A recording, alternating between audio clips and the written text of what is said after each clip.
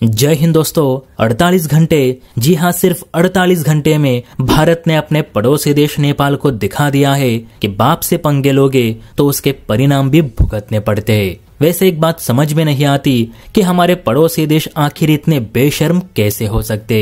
ये देश कैसे भूल जाते हैं कि मुसीबत के वक्त भारत ने ही इन्हें बचाया था। इसके बावजूद इन्हें चीन की चमचागिरी करने में इतना मजा क्यों आता है, जबकि चीन खुलेआम इन्हें लूट कर बर्बाद कर रहा है। इनके पास दिमाग नाम की चीज है भी या नहीं, या सब के सब पड़ोसी अकड़ से पैदल है।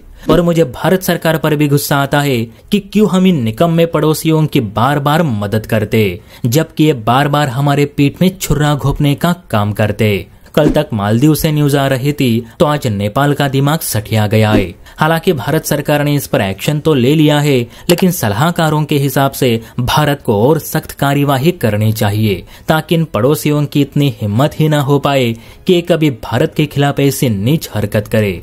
आप सभी जानते हैं कि नेपाल ने फिर से लिपुलेख और काला पानी का मुद्दा जोरों पर लिया है, और वो इन इलाकों को अब अपनी नई नोट में भी दिखाने वाला है। जबकि असलियत देखे तो नेपाल के पास काठमांडू चलाने के लिए भी ठीक से पैसे नहीं, और नेपाली सरकार को वो इलाका चाहिए जहां पर नेपाल इंफ्रास्ट्रक्चर के बारे में सोच भी नहीं सकता। इसके बावजूद इन्हें लिपुलेख चाहिए। यानी ये वही पाकिस्तान वाली बात हुई कि आवाम को खिलाने के लिए रोटी नहीं और इन्हें कश्मीर चाहिए। अब नेपाल की इसी हरकतों से नाराज भारत ने एक बड़ा फैसला लिया है, जिसका नेपाल की अर्थव्यवस्था पर बुरा असर पड़ेगा। कुछ रिपोर्ट्स के मुताबिक भारत ने नेपाल जाने वाली फ्लाइट्स के लिए अपना एयर स्पेस फिर से बंद करने का निर्णय लिया है, जिससे होगा ये कि जितनी भी वेस्टर्न कंट्रीज की फ्लाइट्स भारत से होकर नेपाल जाती है, अब उन्हें या तो थाईलैंड चीन से होकर नेपाल जाना पड़ेगा या फिर ईरान अफगानिस्तान से। इससे बहुत से नेपाल जाने वाली विदेशी फ्लाइट्स में गिरावट आ सकती है, क्योंकि इससे लंबे रास्ते के साथ साथ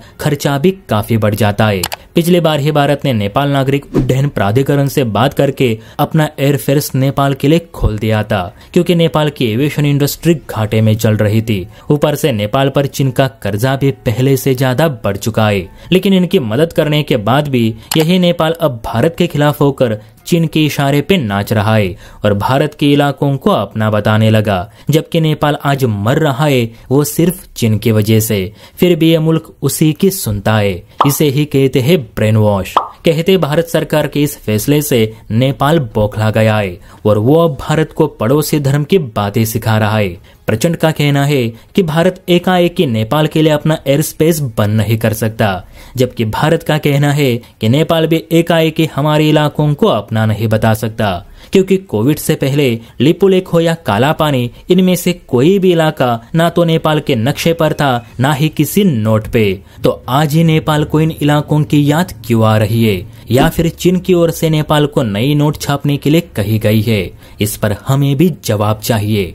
आप बताइए दोस्तों, क्या नेपाल के लिए हमें अपना हवाई इलाका देना चाहिए या फिर नहीं? आपको क्या लगता है, नीचे कमेंट करके जरूर बताइए। और हाँ, वीडियो अच्छी लगी हो तो लाइक एंड सब्सक्राइब भी जरूर करें। जय हिंद।